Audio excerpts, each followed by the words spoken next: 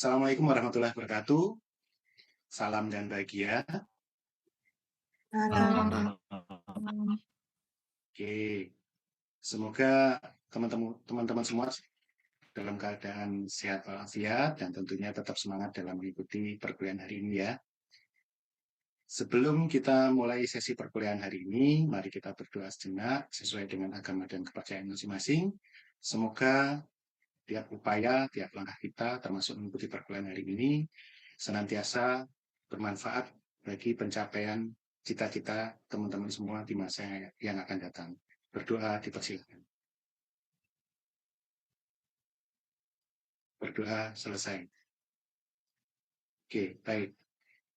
Pada pertemuan pertama dulu telah saya sampaikan terkait dengan adanya RPS ya, kemudian juga kontrak perkuliahan gitu ya.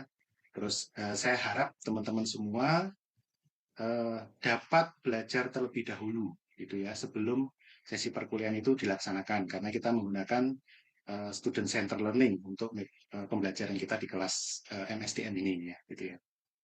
Jadi diharapkan nanti dalam setiap perkuliahan teman-teman semua dapat aktif gitu ya, aktif untuk mengikuti perkuliahan yang berjalan ya. Oke.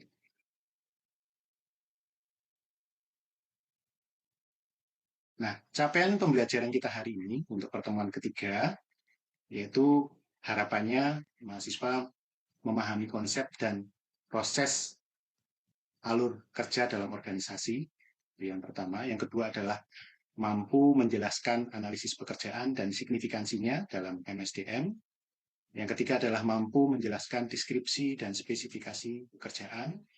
Yang keempat adalah mampu menerapkan 3N. Dalam hal ini adalah Udemy, Niroke, nambahi dalam konteks analisis pekerjaan, yaitu wujud dari internalisasi nilai taman siswa. Ya. Nah, sebelum kita melanjutkan pembahasan materi pada pertemuan ketiga ini, di pertemuan kedua kemarin, ya, kita sudah membahas mengenai tren dalam manajemen sumber daya manusia. Ya, kira-kira teman-teman semua adakah yang masih ingat kira-kira apa saja tren besar yang mempengaruhi praktek MSDM?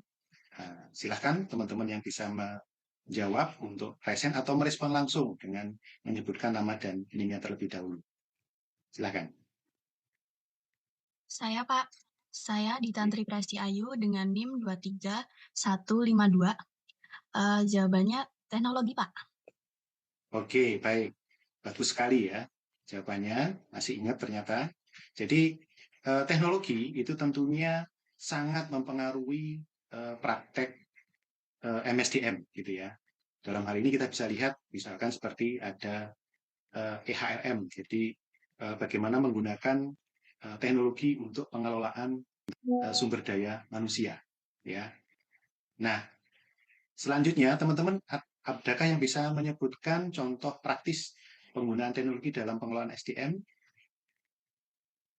Saya Pak, Iya, silakan. saya Rofi Kaji Laksono, NIM 159. Jawabannya yaitu untuk rekrutmen online, absesi, dan pengelolaan data karyawan berbasis online. Oke, baik. Benar sekali ya, teman-teman ya. Nah, di dalam pertemuan minggu yang lalu, kita juga sempat membahas mengenai employee engagement atau keterlibatan karyawan. Nah, kira-kira ada yang bisa menjelaskan kira-kira yang dimaksud dengan employee engagement tersebut? Saya Pak, Masih ingat? Ya, silakan. keterlibatan karyawan dalam pekerjaannya Pak. Oke, terima kasih. Mbak siapa namanya? Karlin, NIM 14. Oke, Mbak. Oke, baik. Terima kasih, Mbak Karlin. Ya, jadi betul sekali. Ya, keterlibatan karyawan dalam hal ini employee engagement itu tentunya mendorong produktivitas, gitu ya. Produktivitas, kemudian juga bisa menurunkan eh, turnover, gitu ya. Nah, pengelola SDM itu tentunya juga perlu merancang sistem, ya, yang tentunya bisa mendukung keterlibatan karyawan tersebut, ya. Jadi kita harus ingat ya dari pertemuan kedua kemarin kita sudah bahas mengenai tren dalam MSDM ya seperti hanya teknologi, ya kemudian demografi, kemudian juga globalisasi, ya, dan ada juga employee engagement, ya. Nah, semua itu tentunya akan mengubah bagaimana kita bisa mendesain praktek dari SDM tersebut, ya. Nah, salah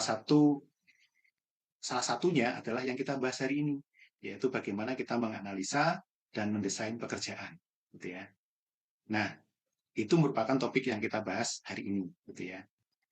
Nah, selanjutnya kita bahas dulu mengenai alur kerja organisasi. Nah, teman-teman, minggu lalu saya sudah menyampaikan modul ya untuk pertemuan 3 ini, ya harapannya bisa dipelajari terlebih dahulu sebelum sesi perkuliahan, sehingga kita bisa diskusikan secara lebih mendalam dalam sesi perkuliahan ini. Barangkali teman-teman ada yang masih ingat kira-kira apa yang dimaksud dengan alur kerja. Saya, Pak. Nama Oke, saya silakan. Monica, NIM 222. Alur kerja adalah rangkaian aktivitas terstruktur untuk mencapai hasil, Pak. Ya, baik. Terima kasih, Mbak Monica. Ya, memang benar ya. Jadi bahwa alur kerja itu merupakan rangkaian aktivitas yang terstruktur dan saling terkait ya untuk mencapai hasil yang diharapkan, gitu ya.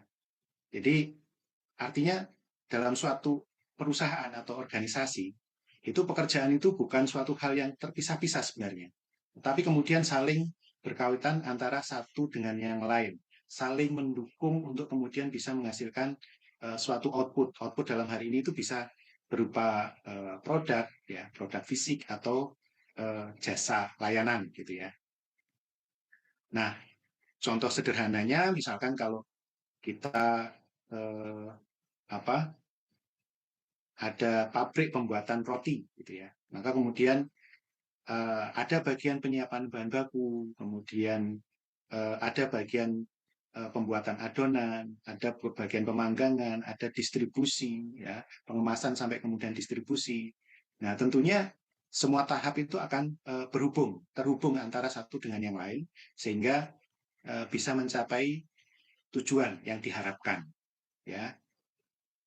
Nah, dalam satu organisasi itu unit maupun individu itu tentunya juga harus saling bekerja sama untuk bisa menghasilkan satu output, gitu ya. Nah, dalam hal ini struktur organisasi itu tentunya juga akan sangat berpengaruh pada alur kerja. Ya, kita lihat di sini ada tersentralisasi. Tersentralisasi itu di mana keputusan diambil dari pusat, ya, di atas, di tataran atasnya, atau terdesentralisasi, ya, di mana keputusan itu dilakukan di bawah atau di cabang, ya, atau ada juga yang berdasarkan produk, ya, produk tertentu, gitu ya. Ada juga yang berdasarkan segmentasi pelanggan, ya, ada yang misalkan pelanggan premium dan lain sebagainya, ya. Nah, kira-kira ada yang tahu nggak teman-teman? Kira-kira menurut teman-teman semua, itu bagaimana alur kerja itu bisa mempengaruhi desain dari suatu pekerjaan, gitu ya. Ada nggak yang bisa menjelaskan? Saya Pak Nadira dengan 5 156. Oke, silakan Mbak Nadira. Jadi kalau alur kerjanya kompleks itu mungkin tugasnya itu harus lebih jelas dan spesifik, Pak. Iya, betul, betul sekali. Ya, jadi memang kalau alur kerjanya rumit, tentunya kita butuh ya pembagian tugas yang detail, ya, supaya tidak tumpang tindih, gitu ya. Maka dalam hal ini desain alur kerja itu juga desain pekerjaan itu juga harus menyesuaikan dengan konteks organisasi. Gitu ya. Kalau kita mendesain pekerjaan tanpa alur kerja, jadi kita mengabaikan alur kerja tadi tanpa mengetahui alur kerjanya seperti apa, maka di kemudian hari itu akan menimbulkan satu permasalahan tersendiri. Ya. Masalahnya apa? Bisa saja duplikasi pekerjaan. Ya. Duplikasi pekerjaan. Ya, karena ada duplikasi pekerjaan, bisa jadi saling lempar-lemparan. Ini kan kerjaannya dia, ini kerjaannya dia. Akhirnya malah tidak ada yang mengerjakan, ya. Atau kemudian bisa menimbulkan kebingungan tanggung jawab. Ini siapa yang harus melakukan? Atau bisa jadi malah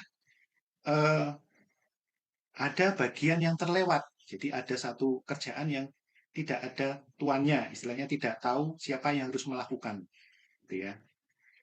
Nah, alur kerja itu tentunya akan membantu kita, ya kalau kita tahu alur kerja itu ya, kita akan membantu kita untuk melihat big picture-nya, ya, atau gambaran besarnya.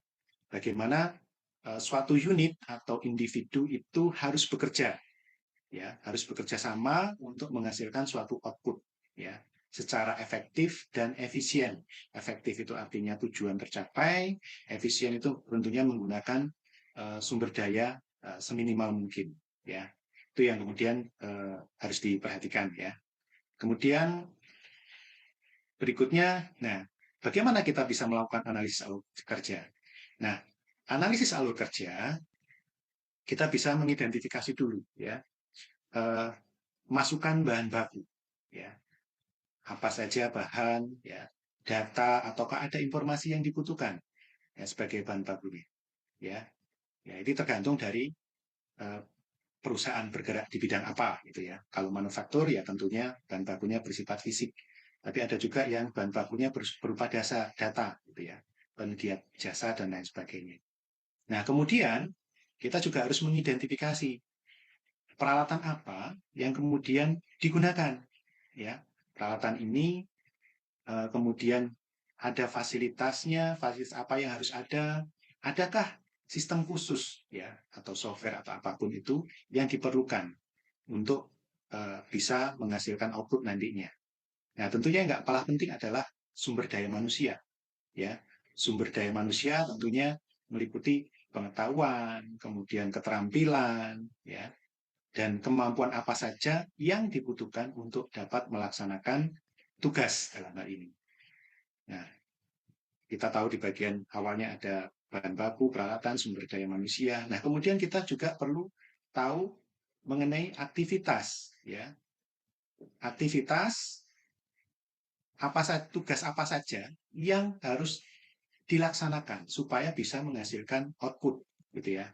Jadi kita harus bisa mendefinisikan langkah-langkah kerjanya seperti apa, siapa yang mengerjakan, ya, apa saja yang dikerjakan, kapan, ya, kemudian bagaimana tugas itu bisa dikerjakan. Maka kita harus tahu itu, aktivitasnya apa saja. Nah, kemudian di bagian output, ya, kita harus tahu outputnya itu apa, dalam bentuk produk fisik, informasi, atau layanan apa yang disediakan, ya. Bagaimana hasil pekerjaan tersebut nantinya diukur, gitu ya.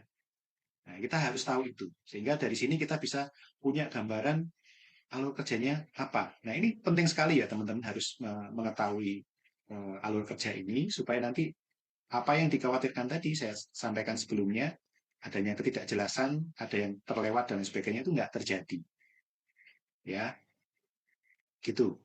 Nah, misalkan dengan adanya analis alur kerja ini, maka kemudian tujuannya adalah bisa memahami bagaimana input itu diolah untuk menjadi output, ya, dan kemudian bagaimana kita bisa mendesain pekerjaan agar efisien, ya, efektif dan tentunya bisa terkoordinasi dengan baik. Nah, kira-kira adakah yang bisa memberikan untuk contoh sederhana gitu ya, input, ya, dan output pada restoran cepat saji kira-kira? Saya Bapak. Oke, silakan, Mbak. Sebelumnya perkenalkan, nama saya Alicia Fernanda dengan NIM R123. Untuk Ya, inputnya itu ada bahan baku makanan dan data pesanan. Nah, untuk oke, outputnya itu ada makanan jadinya, Pak. oke, bagus sekali. Jadi memang analisis alur kerja itu penting sekali ya untuk mengetahui konteks pekerjaan. Nah, kalau kita prosesnya seperti apa, maka kemudian di situ kalau restoran cepat saji ada mulai pembelian bahan bakunya, ya. Kemudian nanti ada bagaimana mereka memasak, ya. Kemudian bagaimana menerima order dari pelanggannya, bagaimana kemudian itu bisa terdeliver dengan baik ke pelanggannya. Ya, produknya apa? Produknya makanan cepat saji tadi. Ya, bagaimana pekerjaan itu hasil pekerjaannya ukur ya nantinya ada kepuasan ya, kepuasan pelanggan. Jadi di beberapa outlet atau di beberapa perusahaan biasanya di sebelah kasir atau apa diberikan tanda gitu ya, tinggal ngeklik misalkan senang atau kemudian biasa aja atau nggak bagus gitu ya. Oke. Nah, berikutnya kita lanjutkan ke analisis pekerjaan, teman-teman ya. Nah, analisis pekerjaan ini ya coba dari modul yang sudah saya sampaikan minggu lalu, kira-kira adakah yang bisa menjelaskan kira-kira analis pekerjaan itu apa? Saya, Pak. Oke, silakan, Mas. Saya Faris Wanjiputra dengan NIM 151. Jadi, job analysis itu merupakan proses identifikasi dan mendeskripsikan tugas, tanggung jawab, keterampilan yang diperlukan untuk melaksanakan suatu pekerjaan. Gitu, Pak. Oke, baik, terima kasih Mas Faris. Ya, jadi memang analisis pekerjaan itu merupakan proses ya yang harus kita lihat, proses analisis, proses menganalisa. Ya, untuk apa? Untuk identifikasi. Kemudian mendeskripsikan apa? Ada tugas, ada tanggung jawab, ada keterampilan, ya, pengetahuan maupun kemampuan yang diperlukan. Jadi yang diperlukan yang di sini yang kita perlu garis bawahi adalah untuk bisa melaksanakan suatu pekerjaan dengan baik. Nah, itu yang kemudian harus kita pahami. Nah, hasil dari analisis pekerjaan itu diantaranya adalah yang pertama ada deskripsi pekerjaan, ya, atau job description dalam hal ini.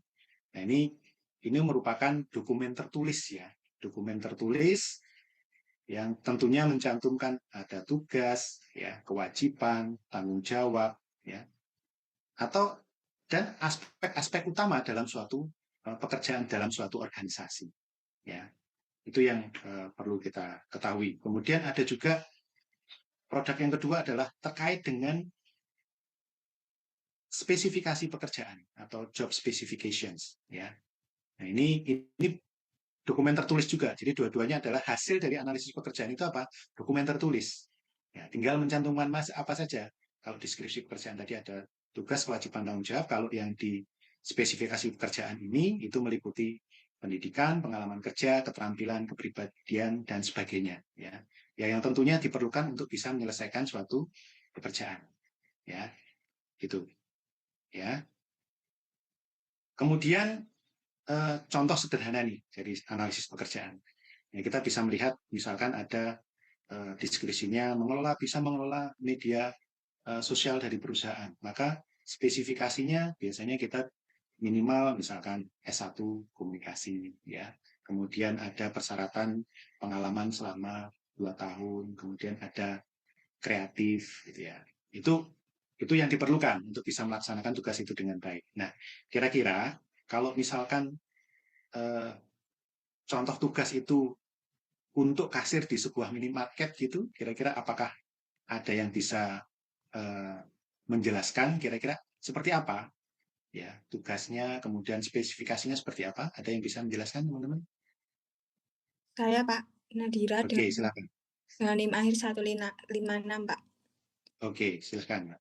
Jadi tugasnya itu melayani pembayaran, mencatat transaksi, dan dengan spesifik minimal itu SMA, dan bisa menghitung uang, Pak. Oke, itu gambaran sederhananya ya. Itu sederhananya itu seperti itu. Nah, secara lengkapnya itu ada lagi nanti ya. Jadi sederhananya seperti itu. Nah, kita akan bahas nanti ya. Kemudian berikutnya itu adalah pentingnya analisis pekerjaan ya. Kenapa sih analisis pekerjaan itu begitu pentingnya dalam bidang MSDM ini?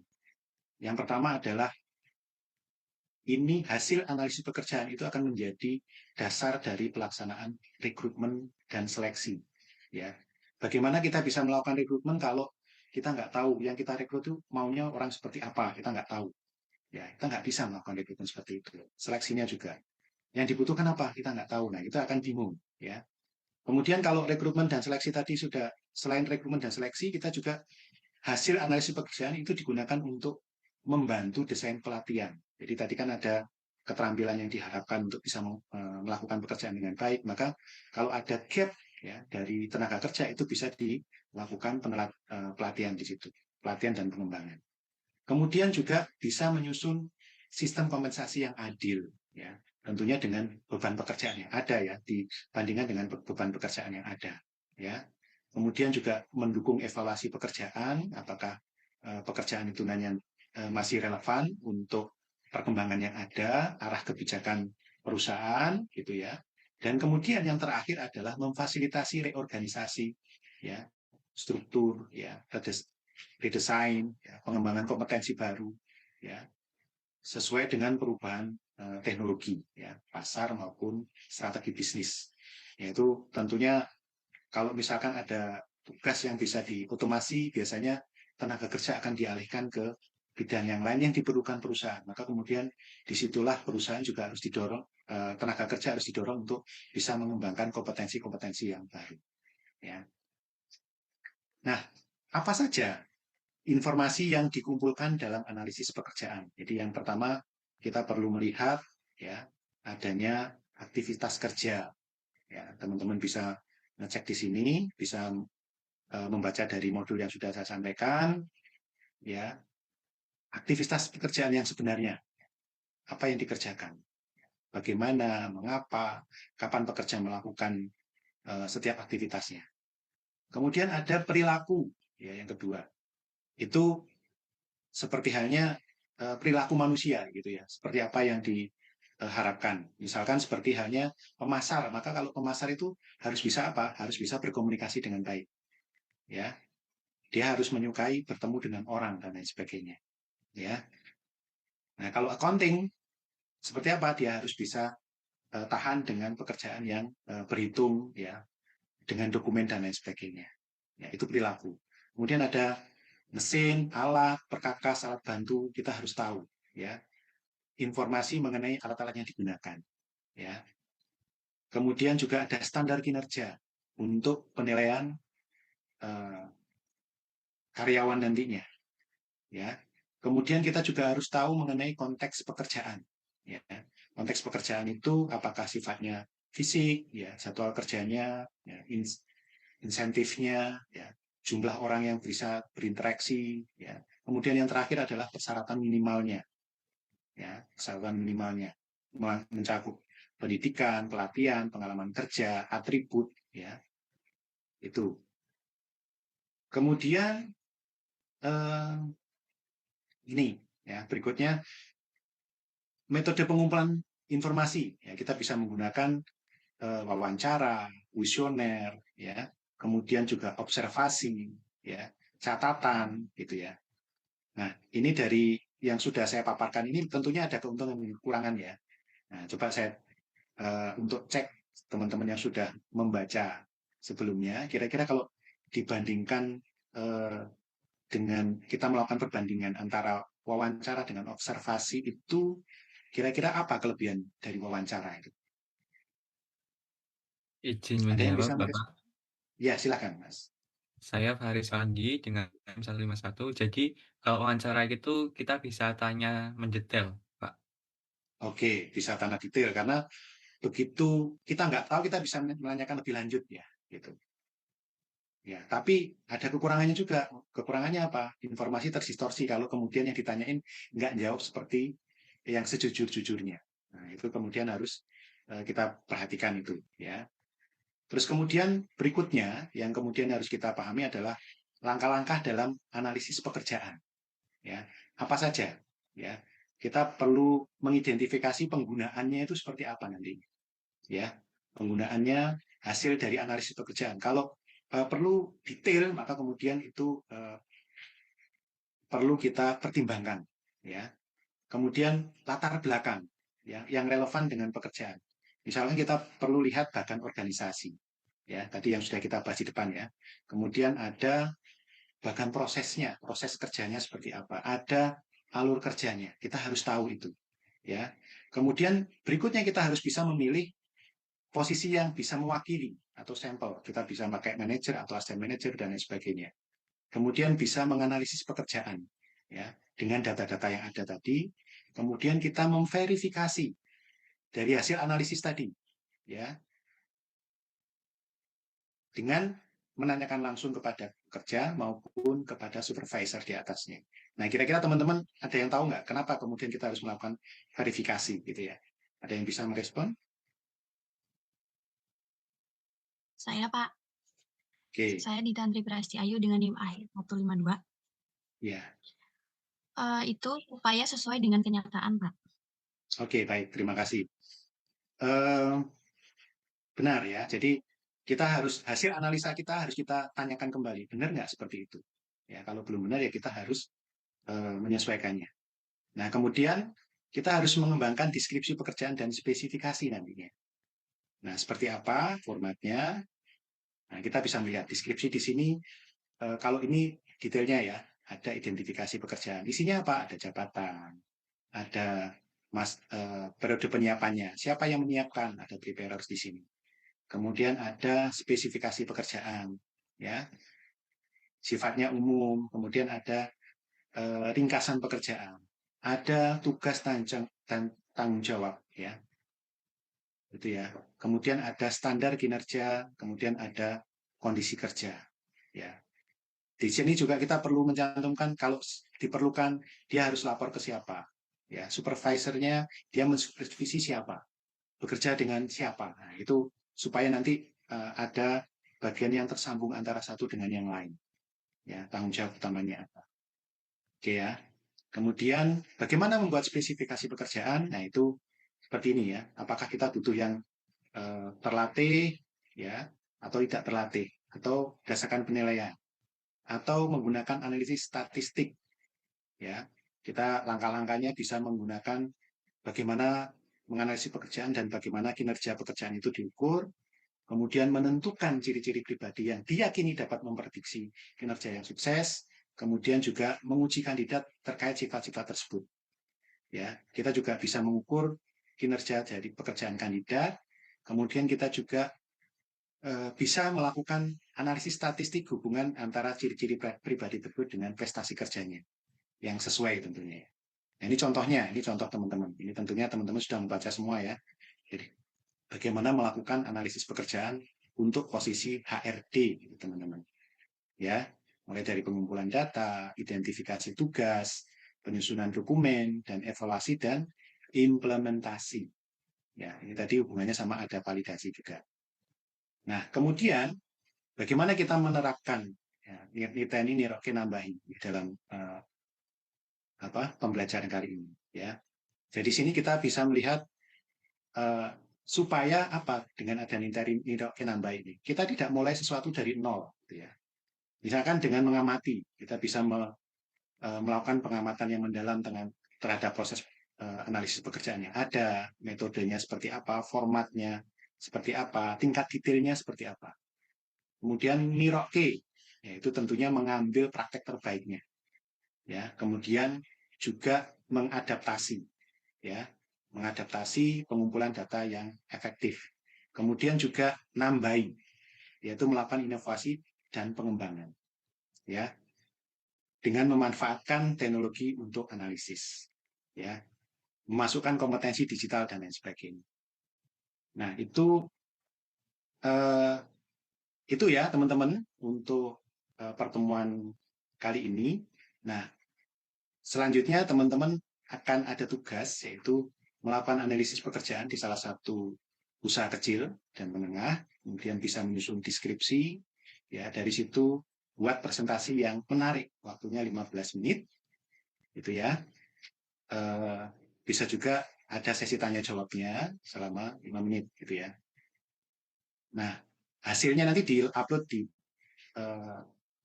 Sipedar, UST, ya, PPT dan link presentasinya. Nah, kriteria penilaiannya di sini adalah analisis kreativitas dalam presentasi dan kekompakan tim. Ya, itu yang harus teman-teman perhatikan. Sampai di sini ada pertanyaan, teman-teman? Tidak, Pak. Tidak, Pak. Pak. Oke, baik. Saya rasa sudah jelas ya. Baik, sebelum kita akhiri, mari kita berdoa dulu sesuai dengan agama dan percayaan masing-masing. Semoga kita bisa mendapatkan manfaat dari materi yang sudah kita pelajari. Berdoa dipersilakan. Berdoa selesai. Baik, terima kasih teman-teman atas partisipasinya dalam sesi perkuliahan ini. Saya akhiri. Assalamualaikum warahmatullahi wabarakatuh. Salam dan bahagia. Salam. Um,